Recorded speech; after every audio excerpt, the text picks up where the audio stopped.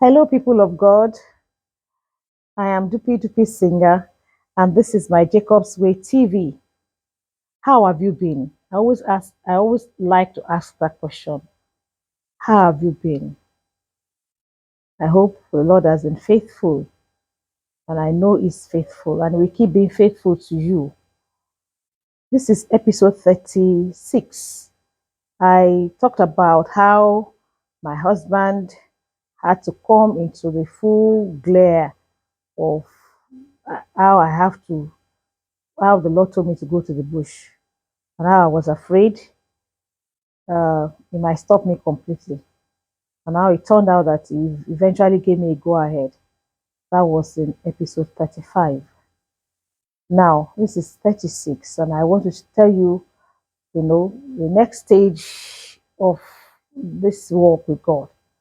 The Lord had told me that I should stop parking my car under the neem tree. That I should make a path for the car to go into the bush, to go clear a place for the car to stay. And I said to the Lord, I don't own the land. What if the owner of the land comes and finds that I've actually made a pathway for my car? What am I going to say? This little prayer altar, I can still explain.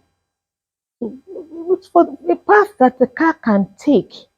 Lord, what if I'm clearing the path and the owner comes and embarrass me?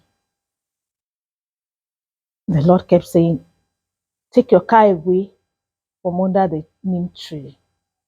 Then one day, I wanted to put some of what I was going through in photographs. So I asked a neighbor of mine and a colleague, former colleague of mine in Vanguard, a photojournalist, Mark John Ogushola, to come with me to take my photographs on the altar as I spread the certain roses and a couple of other things for the future, so that people would believe me when I begin to tell my story. He was very glad to come with me, a very tall and lanky man. He came with me. I parked the car under the neem tree, and together we picked this and that. After spreading the flowers, we were just about to enter the bush to the prayer altar. I just decided to cast the last glance before we entered the bush at the car, just to be sure that the car was safe. Lo and behold, the man was trying frantically to break into the car. I said to Mark John, look at that man. He's trying to force himself into the car. He's trying to open the door of the car. And he looked as I was shouting. The guy heard me shout, and he knew that the secret thing he was trying to do was out. So he ran across the road and he quickly jumped on a, a standby motorcycle. Obviously, he had an accomplice, and they sped off. I couldn't enter the bush immediately. So Mark John and I walked back to the car, and we discovered that he had actually tampered with the lock of the car, and that it took me a long time to be able to fix that door. I was opening my car from the other side. So when I went to the Lord and I complained to the Lord, I said to the Lord, you mean you sent me all the way to the bush, a woman, and you cannot protect me? And then the Lord said to me, I have always been telling you to move your car away from under the neem tree. So put it beside you where at least you can be sure that you can see anybody that wants to tamper with the car. Actually, if you had listened to episode maybe 33 or 34, I had said there that the Lord told me that He didn't want this baby to die. I said something that happened that made me say to the Lord, I don't want to be on this way again. I said I crossed the road and I was going, and the Lord was carrying the baby I abandoned in my car and was saying, I don't want this baby to die. That was what happened actually. It was because the car was about to be broken into. I was afraid. And I said to the Lord, if you cannot protect me, then I cannot be here. But in retrospect, it was not his fault. He had warned me before. And sometimes the Lord will allow this kind of trouble to trouble us, to make us afraid, so that we will obey him. Of course, it didn't take me too long before I cleared that path and I started parking my car on the land inside the bush, at least at a distance that I could see while I'm at the prayer altar. It was while with the car there that I noticed a snake that will leave its place of abode early in the morning. I mean, maybe not early, around when there's the sun is up. It will leave its place, its house, in quotes, the hole that was housed to it. When I first sighted the snake, it was like 3 feet long and fairly big, and it would crawl into the bush. But then it wasn't anything to me.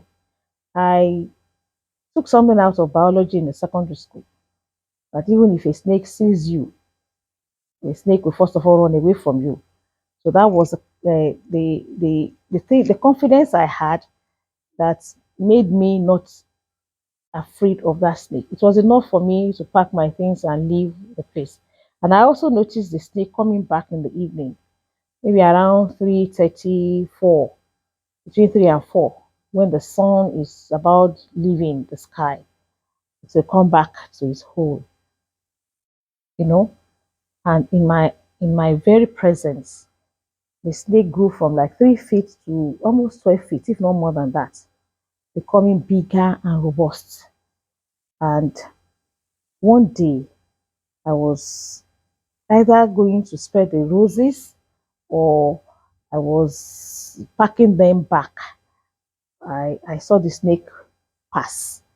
And somehow I think that the snake recognized me. I think the snake knew that I was there somehow. And the Yorubas have a saying that there's no way you will see a snake back a baby. There's a way the Yoruba says, "Akinromo lẹ́yìn ejò." You know, I used to think that the Yorubas meant, or they mean that there's no way the snake's baby will follow the baby. But I saw the babies of this snake following the snake. I saw about 6 of them following the snake. I gave them some space. I knew the mother knew I was there and was trying to avoid me. So I gave them some space and they followed their mother into the hole. And then I passed. I could see their path. I went my way. Whenever I tell people, they say, "But you have a heart. Can you stay with the snake in the place?" I said, "Well, he's doing his own and I'm doing my own." In fact, at a point, somebody came visiting me in the bush one Saturday evening. I mean, afternoon, hot afternoon, almost coming to evening, hot afternoon. And she she faced me and backed the bush. The place I had cleared was obvious to me. I was facing the bush, but that was a place I've already cleared already. So I said to her, I say whenever I tell people that there are snakes here, nobody believes me. And she said to me, she first was like frozen. Do you mean you have seen a snake? I said yes. She said, I said, don't make noise. Just turn your back and see. When she turned her back, she saw 4 snakes. They had come out of the bush, maybe sunning themselves. Sun tanning, if you like. She was afraid and she screamed, "Oh!" And of course the snakes disappeared back into the bush. I scolded her, why did you scare them back? And there was a day that somebody was trying to help me clean the table, that's a makeshift table I had in the bush now. And he had to remove the table. So we were able to sweep under the table. And lo and behold, there was a snake there, living there. Of course, we killed the snake. And then there was a day that I had to use the makeshift toilet stroke bathroom. I mean, bathroom for me to ease myself. And I entered the place, I saw a snake. And it did like this to me. You know how the snake does. And I just told the snake, can you leave this place and let me be? And of course, it turned back and went its way. And I did what I needed to do and left the place. Everybody asked me, what kind of a person are you? You're not afraid? I always said to them, I don't like snakes. I don't like snakes and I still don't like them. But knowledge is power. I know that snakes are cold blooded animals, and I know that ordinarily they will want to run from you. They are afraid of you too. So I took advantage of that knowledge and made the best out of it. This is my Jacob's Way TV. The Lord knows the way through the wilderness. All I have to do is to follow. Please subscribe, hit the notification bell, like, share, and prayerfully chart your course with God.